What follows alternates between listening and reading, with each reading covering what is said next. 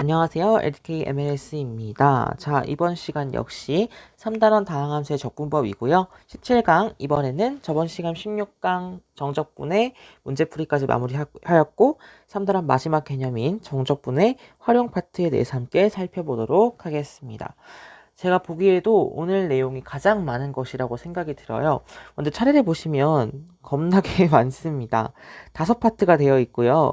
먼저 근데 하지만 또 불행 중 다행인 것은 이번 시간이 막 이렇게 막 설명하기 많은 것이 아니라 공식들이 많이 나올 거예요. 그런 공식들을 좀 알고 계시면 되는 것이기 때문에 오늘 개념 강의는 또 어떻게 보면 또 편안하게 들으실 수 있을 것이라고 또 생각은 합니다. 자, 첫 번째 파트 보시면 곡선과 좌표축 사이의 넓이, 제가 함수값들의 합이라고 하면서 넓이를 정적분의 개념으로 함께 설명했었죠. 정적분의 기하적 의미 뭔지 알아볼 거고 좌표축 사이의 넓이 한번 구해보는 방식 함께 알아보도록 하겠습니다. 두 번째, 이제는 좌표축이 아니라 곡선 사이의 넓이로 확장이 지급되는 부분이죠. 확장되고 있습니다. 자, 두 곡선 사이의 넓이에서는 이제 넓이 공식들 많이 함께 알아볼 거예요. 공식들이 좀 많고요. 넓이의 활용입니다. 넓이가 같은 경우 어떻게 이런 넓이 공식들을 어떻게 다양하게 활용할 수 있는지. 그 다음 역함수가 등장합니다. 여기서 어떤 내용인지 함께 살펴보도록 할 거고요.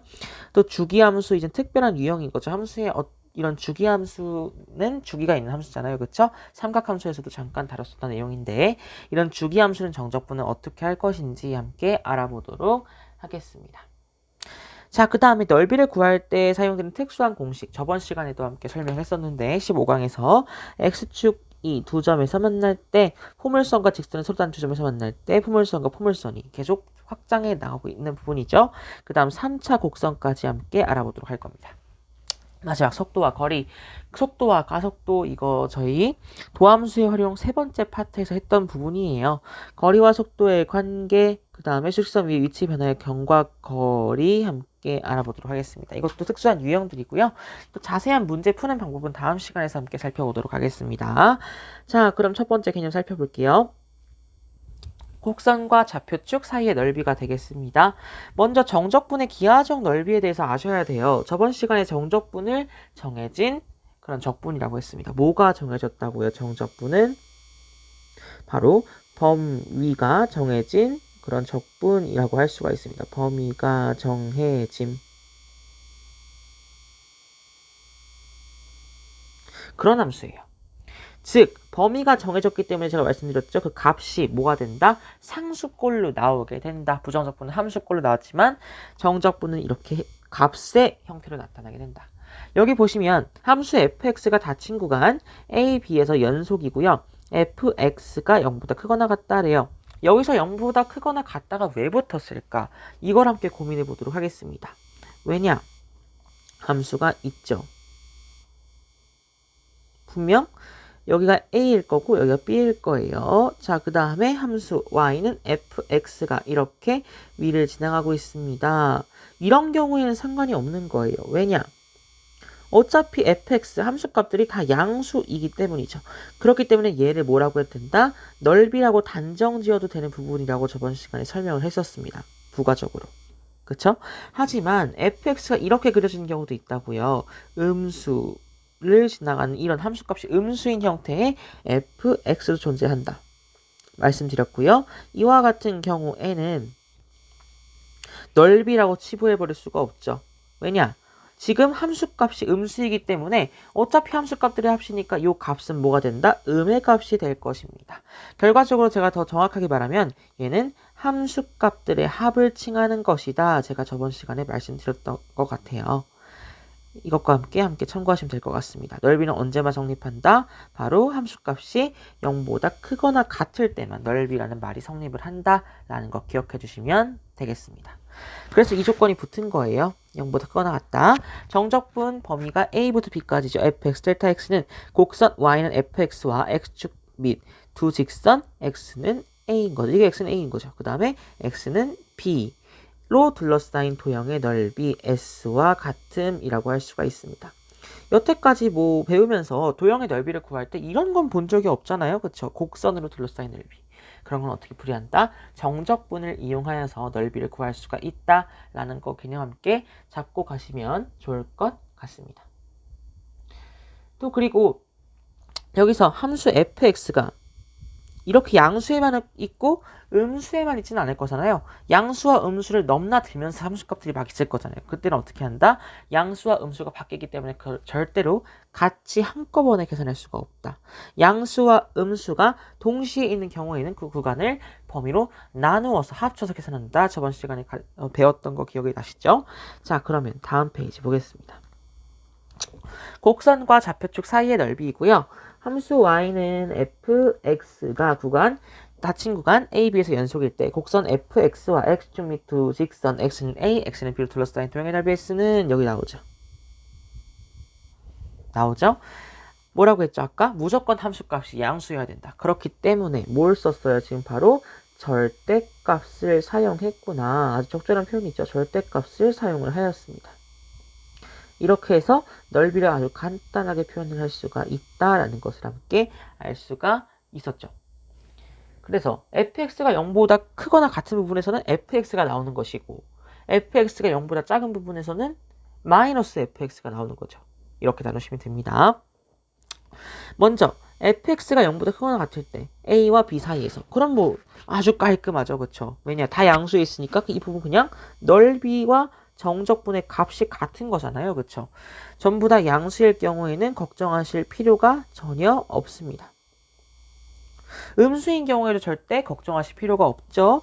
왜냐? 지금 어차피 지금 A와 B 사이의 모든 함수값들은 다 음수가 되어 있어요. 그러면 원래 넓이에다가 마이너스라는 이 기호 하나만 붙여주신다면 그냥 정적분의 값을 구할 수가 있구나. 이렇게 바로 확인하실 수가 있는 거겠죠. 어렵지 않은 부분이고요. 따라서 모두 다 음수일 경우에도 그냥 마이너스 하나만 붙이면 되기 때문에 어려울 필요가 없습니다. 하지만 좀 까다로운 부분은 이 부분이 되겠죠? 자, A, C, B가 있는데 지금 A와 B 사이가 중요한 거예요. 그 중에서 지금 C를 거점으로 이 부분 A와 C 사이는 양수가 된 거고 지금 C부터 B까지는 음수의 값을 가지고 있다라는 것을 우리는 함께 확인할 수가 있죠. 이 경우에는 어떻게 한다? S1과 S2를 나누어서 계산을 한다. 그래서 어떻게 계산할지 다시 한번 써보도록 하겠습니다. 인티그럴 그쵸? 여기서는 A부터 C까지가 되겠죠. fx 델타 x고요. 그리고 S2의 부분의 정적분의 값은 마이너스 fx로 나올 거예요. 어차피 절대값이니까. 전대니까 마이너스를 밖으로 빼겠다 이 소리고요. 그래서 C부터 B까지 fx 델타 x 이러한 형태로 쓴다면 이제 이렇게 범위를 나눠서 쓴다면 이렇게 어떻게 되든 그 값이 양수든 음수든 0이건 상관없이 범위를 나누신다면은 바로 구할 수가 있다는 부분을 제가 알려드리는 부분이고요. 자, 그러면 예시 문제 한번 보겠습니다. 곡선 y는 x제곱 마이너스 2x와 x축으로 둘러싸인 도형의 넓이 s를 구해보도록 하겠습니다. 먼저 교점의 x좌표는 0부터 2까지고요. 근데 둘러싸인 지금 도형의 넓이가 어디 있죠? 지금 0보다 아래에 있는 값입니다. 결과적으로 얘는 바로 얼마가 나오겠다? 일단 음의 값이 나오겠구나 라는 것을 기억해 줄 수가 있겠죠. 정적분의 값은 마이너스 앞에 꼭 붙이는 거 잊지 마시고요. 0부터 2까지 x제곱 마이너스 2x 델타 x가 되겠죠. 그 다음부터는 정적분 똑같이 진행하시면 되겠습니다. 마이너스 붙이시고요. x제곱 마이너스 2x가 정적분 하시니까 3분의 1 x세제곱 마이너스 x제곱이라고 볼 수가 있겠죠. 0부터 2까지라는 거 확인하셨고 f2-f0과 같기 때문에 2 대입하고 0 대입해서 두 값을 빼주시면 바로 결과 얻으실 수가 있습니다. 마이너스 붙이시고 3분의 1 마이너스 4니까 3분의 4라는 값이 나오게 된답니다. 여기서는 마이너스 3분의 4라고 하시는 게 좋을 것 같네요. 여기 지금 오타가 있는 것 같아요. 마이너스 3분의 4인 거 아시면 될 것 같고요. 네, 그렇다면 이어서 다음 내용으로 함께 넘어가 보겠습니다. 네, 그렇다면 다음 개념 함께 살펴볼게요. 자, 지금 곡선과 좌표축 사이의 넓이라고 되어 있고요. 이번에는요, 곡선과 y축 사이의 넓이가 됩니다. 자, 곡선이라고 했기 때문에 꼭 함수라고 지정한 것은 아닙니다. 곡선과 함수가 일치하진 않아요. 뭐냐면 곡선이 좀 더 넓은 범위예요. 이해되시죠? 곡선은 이렇게 나온 형태도 있을 수 있지만 함수는 이건 함수가 아니죠. 왜냐? 지금 x 하나에 y가 두 개가 대응되는 부분이 생기게 되죠. 어떻게 되냐?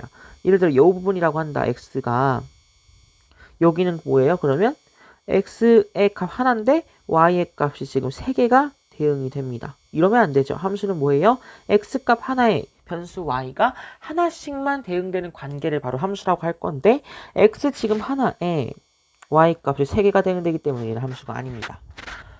그래서 지금 형태로 지금 뭐죠? x는 gy라고 되어 있을 거예요. 이런 거는 많이 접해보시지 않았을 거라고 예상이 돼요. 그래서 얘는 함수 자체가 아니기 때문에 교육과정에서 나오지 않지만 추가적으로 아시면 또 나쁠 건 없잖아요. 그리고 아까 곡선과 x축 사이의 넓이, 곡선이 함수일 경우와 구하는 방법이 똑같기 때문에 제가 갖고 온 거고요. 그냥 들어주시면 감사하겠습니다.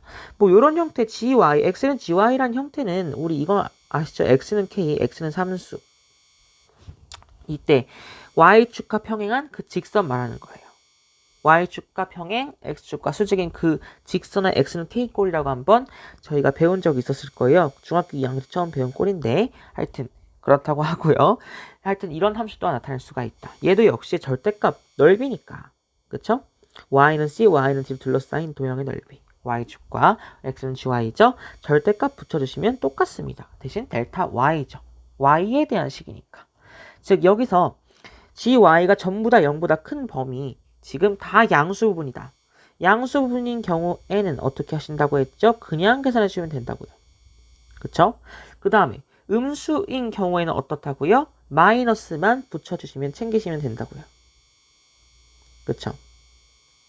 마지막으로 양수와 음수가 동시에 섞여 있는 경우가 있겠죠. 자, 이런 경우를 한번 살펴보시면 되겠습니다. 지금 여긴 양수, 여기는 음수. 이 값을 가지고 있죠. 지금 2를 기점으로 양수, 음수가 나눠지고 있습니다.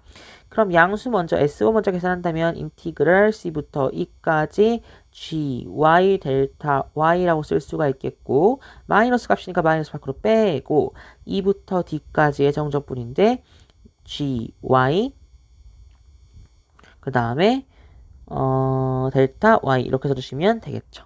이렇게 gy 지금 곡선과 y축 사이의 곡선 그런 넓이도 구하지 별로 어렵지 않습니다. 그냥 조금 어려울 뿐이에요. 그쵸? 자, 그래서 연습 문제 한번 살펴보도록 하겠습니다. x는 y제곱이에요. 이게 뭐냐? y는 x-x제곱을 지금 역함수잖아요. y는 x에 대해서 대칭 이동한 형태의 그래프입니다. 그쵸? 계산해 볼게요.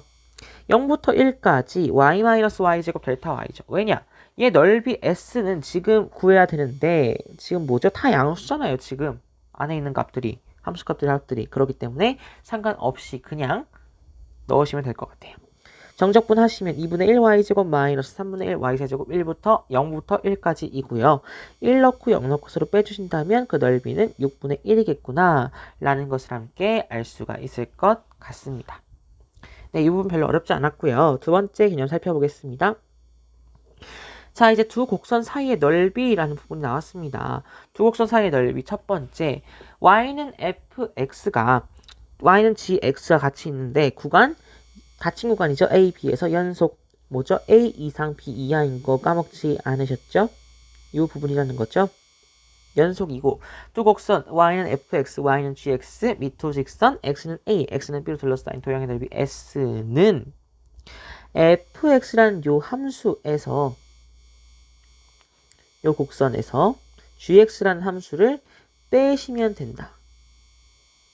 그러면 요 넓이에 관한 식이 나오게 되고 요 넓이에 관한 식을 정적분을 통해서 해결하시면 된다. 이렇게 이해해 주시면 될 것 같아요. 그쵸? 두 식을 빼니까 바로 넓이에 관한 식이 나온다라는 거 이해하시면 될 것 같습니다. 자, 그래서 지금 이걸 수식으로 한번 써보니까 s는 인티그랄 a부터 b까지 fx-gx 절대값이죠. 왜냐? 요 그림만 믿고 계시면 안 됩니다. 여기서는 지금 fx가 gx보다 지금 요 부분이 크다고 나오긴 하지만 그쵸? fx가 밑에 있을지도 모르는 거잖아요. 이거는 식이 확실하게 주어졌을 때 쓰실 수 있기 때문에 이 그림만 보시고 이때는 fx가 gx보다 더 위에 있는 부분이구나 라고 확신하시면 안 될 것 같습니다. 문제 푸실 때도요. 그래서 절대값을 꼭 붙이셔야 합니다. 이해하셨죠? 즉 얘가 만약 식으로 정확하게 주어졌다면 위쪽의 식에서 아래쪽의 식을 빼서 정적분을 하시면 됩니다. a와 b 요 사이의 범위에 대해서요. 역시 이 부분에서도 구간 지금 닫힌 구간 A, B에서 역전되는 부분이 생기겠죠. fx와 gx의 값의 대수 관계가 바뀔 때가 있을 겁니다. fx-gx를 알맞게 그 구간을 기준으로 해서 잘 나누셔야겠죠. 또 구간 나누셔가지고 따로따로 계산하신 다음에 합하시면 또 결과를 구하실 수가 있을 것입니다. 되셨죠? 자, 밑에 거 보시면 그래서 문제 한번 보겠습니다. 이런 문제가 나올 수가 있는 거예요. 기본적인 문제로. y는 x제곱과 y는 x 플러스 2로 둘러싸인 도형의 넓이 s 구하기. 그러면 x제곱은 x 플러스 2니까 지금 마이너스 1부터 2까지 그 해 사이 구간에서 지금 둘이 만나고요. 그 넓이를 구하라는 거잖아요. 그쵸? 요 부분을 구하라는 것이고요. 다행히도 지금 다 양수 부분이기 때문에 얘는 그냥 계산하시면 될 것 같아요.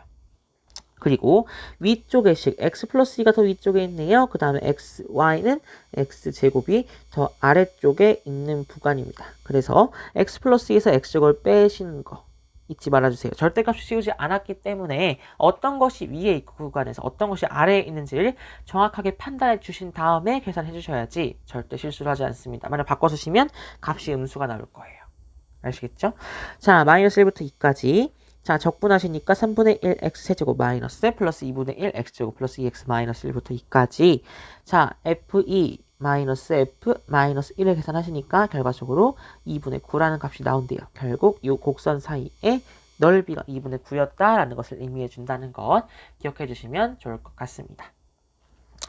또 반대로 이제 또 있겠죠. 저 y축과 이제 아까 곡선과의 넓이라고 했으니까 x는 fy, x는 gy 이렇게 방금과 같은 함수가 있겠죠. 얘는 함수가 아니죠. 구간, 닫힌 구간 C부터 D까지 연속이고 두 곡선 x는 fy, x는 gy 및 두 직선 y는 c, y는 t로 둘러싸인 도형의 넓이라고 합니다.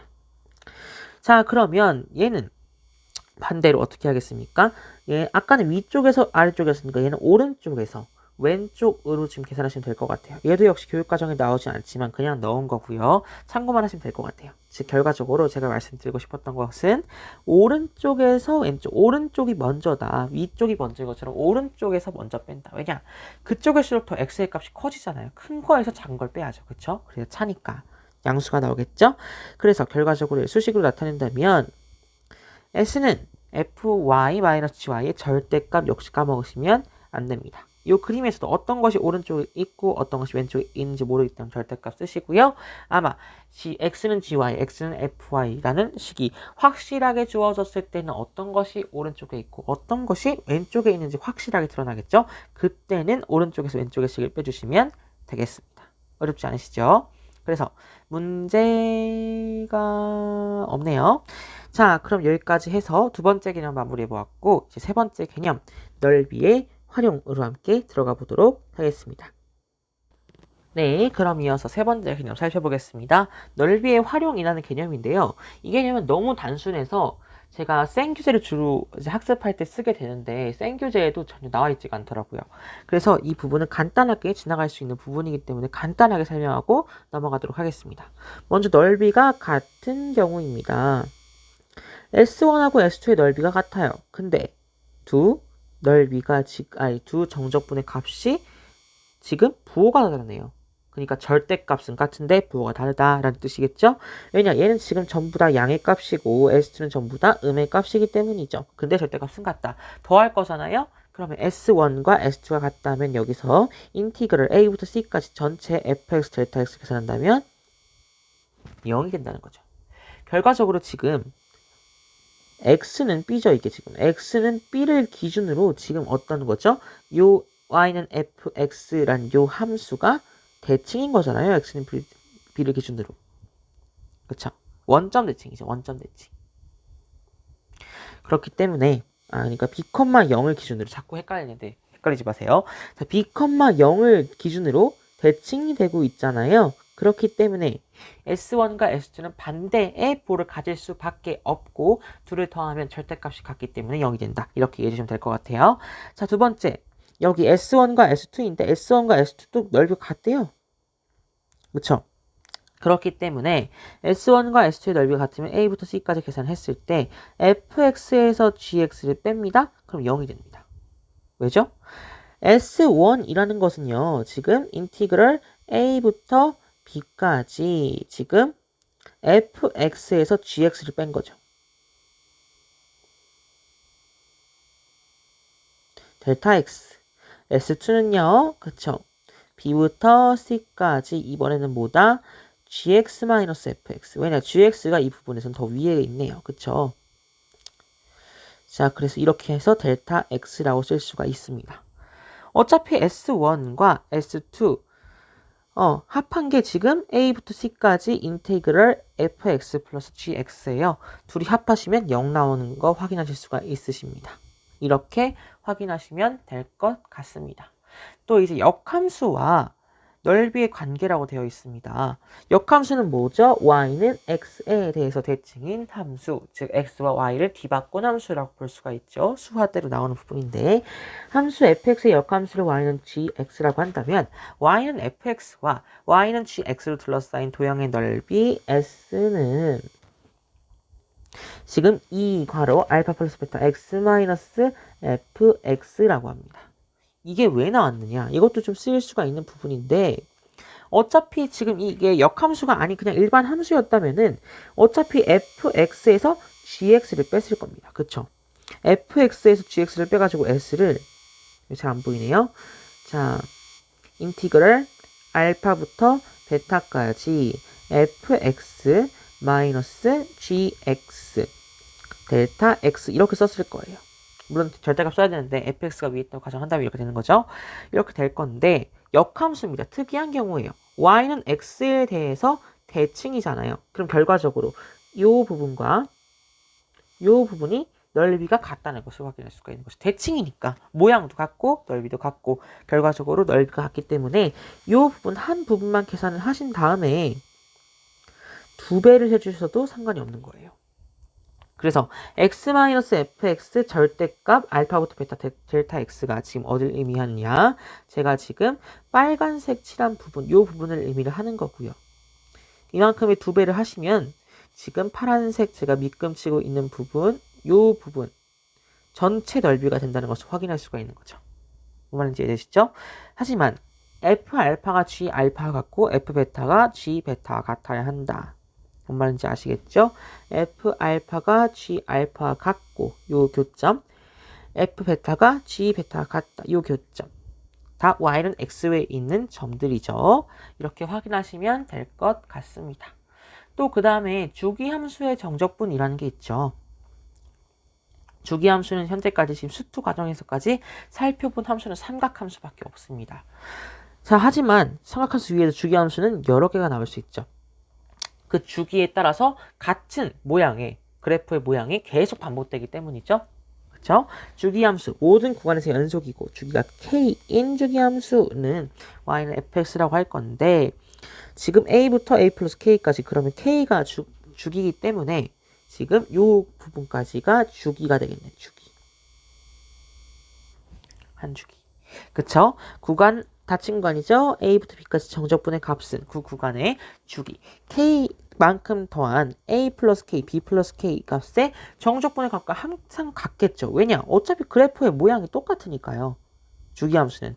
주기가 K이기 때문에 K만큼 더했어도 그 그래프의 모양은 변하지 않기 때문에 값은 같다라고 볼 수가 있으실 것 같고요. 두 번째, 한 주기의 정적분의 값은 항상 같습니다. 당연한 소리를 하고 있죠. 그쵸? 그래서 A부터 A 플러스 K, fx 델타 x, 그 다음에 B부터 B 플러스 K까지 fx 델타 x의 값은 같다라고 우리는 표현을 할 수가 있다는 것을 말씀을 드리도록 하겠습니다. 이와 같은 문제 한번 살펴볼게요.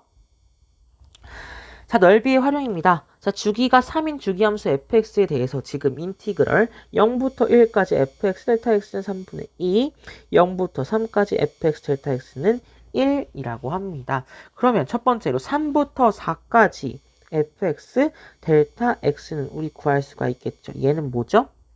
0에다 3 더한 거고 1에다 3 더한 거 아닙니까? 1 차이가 나니까 바로 눈에 보이실 거예요. 그러면 0부터 1까지 fx 델타 x가 똑같다고 말할 수가 있고 얘는 지금 문제에 주어져 있으니까 3분의 2다 라고 말씀을 하실 수가 있는 부분인 것 같고요. 자, 그 다음 2부터 5까지 fx 델타 x는 뭐냐? 얘도 역시 2씩 빼시면 되죠.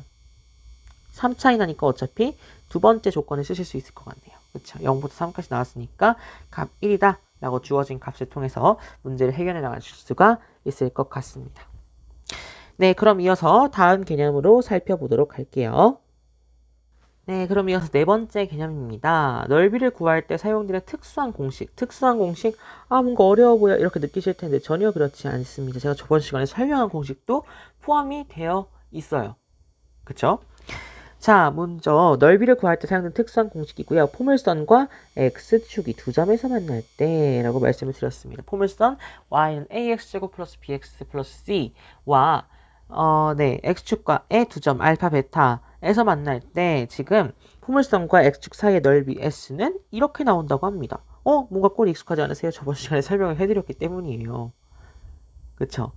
그렇기 때문에 전 여기서 지금 설명을 하지 않고 바로 넘어가 보도록 하겠습니다. 좀 더 자세한 풀이가 궁금하시다면 15강을 함께 참고해 주시면 좋을 것 같습니다. 그 부분에 제가 설명한 부분이 있어요. 자, 그 다음 두 번째는요. 이제 포물선과 직선입니다. 아까 x축인데 x축은 직선 중 하나일 뿐이었습니다. x축은 뭐죠? y는 0이라는 그냥 x축이었고요. 그게 지금 직선으로 확장된 거라고 볼 수가 있죠.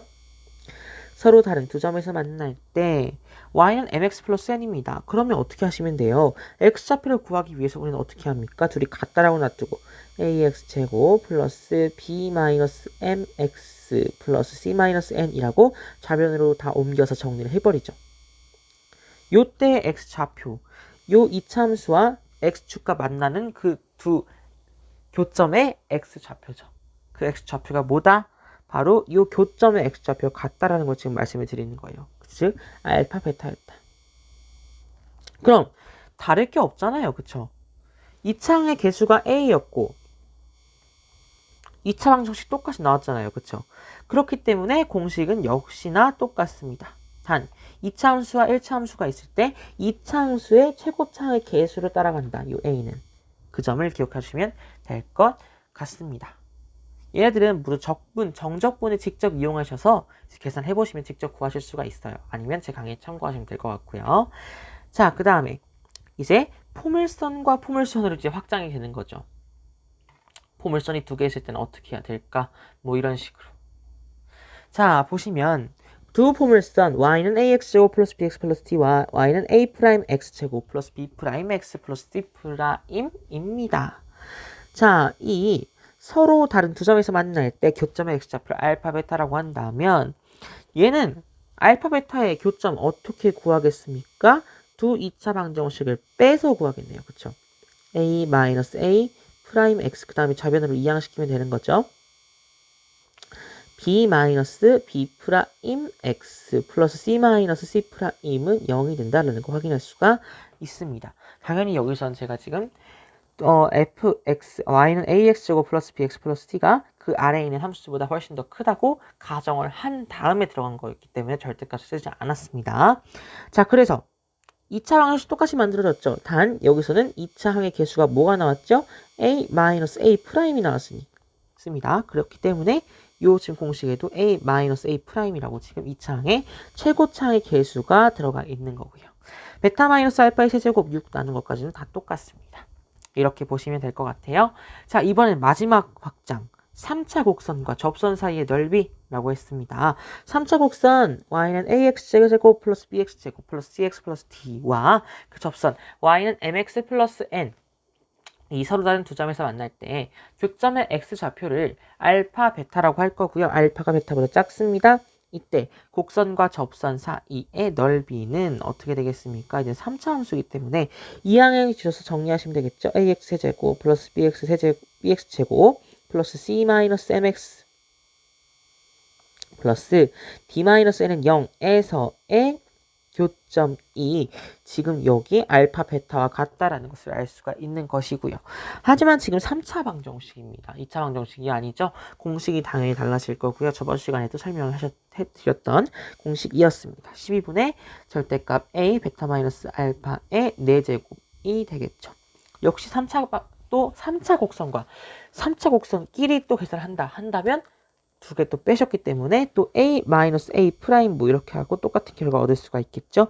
이런 식으로 확장해 나갈 수가 있다는 말씀이고, 요걸 증명하기 위해선 제가 치환적분이라는 거, 미적분에서 배울 수 있는 그런 개념이에요. 이 개념이 분명히 필요하기 때문에 여기서는 제가 증명을 해드릴 수가 없다라고 제가 말씀을 드렸고 증명하지 않겠습니다. 15강에서도 증명하지 않았습니다. 3차 곡선 사이에서는. 그리고 참고로 알아두실 것, 그쵸? 4차 곡선과 접선 사이의 넓이도 알려드렸습니다. 그때 뭐라고 했었죠? 4차 곡선 같은 경우에는 30분의 최고창의 계수의 절대값 베타 마이너스 알파의 5제곱이라고 제가 말씀을 드렸었죠? 이것까지 함께 참고로 기억해 두시면 좋을 것 같습니다. 네, 되셨죠? 5번째 개념입니다. 5번째 개념이 이번에 마지막인데요. 속도와 거리인데요. 속도와 거리의 관계 아시죠? 도함수의 활용 3번째 할 때도 한번 다루고 갔던 개념입니다. 위치, 속도, 또 가속도입니다. 가속도는 델타 V였고 얘는 F 프라임 DH 2번 미분하시면 되는 거였죠. 여기도 역시 미분하시면 구할 수가 있고 적분하시면 구할 수가 있는 부분입니다. 이런 관계를 알고 계셔야지 이제 여기서 적분을 써먹으실 수가 있어요. 자, 수직선 위에서의 위치의 변화와 경과 거리라고 되어 있는데 수직선 위로 움직이는 점 P의 시각 T에서의 속도가 VT. 지금 VT라는 T에 대한 이런 다항식꼴이 주어질 겁니다. 그 다음 시각 T는 A에서의 위치가 X0이래요. 그럼 시각 T에서의 점 P의 위치는 어떻게 되느냐? 당연히 처음 시각을 더하겠죠. 그쵸? 그 다음에 플러스 거기다 뭘 더할 거냐? 이만큼을 더할 거래요. 지금 t는 a부터 t까지죠. vt라는 것은 바로 속도의 함수이기 때문에 이만큼을 더해주신다면 그 점 p의 위치를 구할 수가 있을 겁니다. 이 속도를 지금 정적분을 했다. 그럼 뭐가 나온다? 위치의 값이 나오겠죠. 그렇기 때문에 처음 위치에다가 나중 위치를 더한 거니까 현재 점 p의 위치, 시각 t가 흘렀을 때 그만큼의 p의 위치를 구할 수가 있다는 거죠. 그러면 t가 a부터 b까지 였다면 그 변화량은 위치의 변화량은 속도를 적분하면 위치가 되기 때문에 a부터 b까지의 이제 범위를 두신 다음에 속도에 관한 식 델타 t 이렇게 두시면 되겠죠. t가 a부터 b까지 궁금한 거죠. 점 p가 움직인 거리. 위치의 변화량은 뭘 묻고 있었던 거죠? 위치의 변화를 묻고 있었습니다. 2번은. 그렇기 때문에 절대값이 붙이지 않았지만 거리는 뭐죠? 움직인 거리는 큰 거에서 작은 거 빼는 거. 항상 양수죠. 그렇기 때문에 0보다 크거나 같죠. 0일 때도 있으니까. 하여튼 그렇기 때문에 절대값을 꼭 붙여주셔야만 합니다. 이해되시죠? 거리는 항상 0보다 크거나 같다라는 것을 기억해 두시면 될 것 같아요. 문제 보시면 원점을 출발하여서 수직선 위로 움직이는 점 P에 대하여 시각 T의 속도 VT가 V는 T제곱 마이너스 4T이면 자, 시각 T의 3일 때예요. 시각이 3일 때 점 P의 위치는 0부터 3까지, 처음부터 3까지 간 거죠. T제곱 마이너스 4T 델타 T이기 때문에 적분한다면 3분의 1T 세제곱 마이너스 2T제곱 0부터 3까지 계산하시면 마이너스 9가 나온대요. 왜 위치가 마이너스 9가 나왔다? 위치는 음수가 나도 상관없습니다. 그렇죠? 그래서 얘를 벡터의 개념이라고 하였고 벡터는 기하 부분에서 배울 수가 있는데 위치와 크기 전부 다 가진 그런 개념이에요. 벡터가. 그래서 스칼라가 현재 배우고 있는 이런 수의 체계인데 얘는 크기만 있죠. 그래서 이게 개념을 배우게 될 건데 얘는 기하 가서 배우시면 될 것 같고요. 여기서는 다룰 개념은 아니고 참고로만 알아두시면 돼요. 자, 그래서 t는 1부터 2까지 점 p의 위치 변화량 1부터 2까지니까 그냥 범위가 1부터 2까지인 거죠. 다를 건 하나도 없습니다. 3분의 1t 세제곱 마이너스 2t제곱 1부터 2까지 계산해 주신다면 어떻게 된다? 마이너스 3분의 11이었습니다. 변화량 마이너스 3분의 11인 거 보니까 뭔가 왼쪽으로 마이너스 3분의 11만큼 위치 변화를 했나 봐요. 그쵸? 그러니까 마이너스 3분의 11만큼이 나왔겠죠?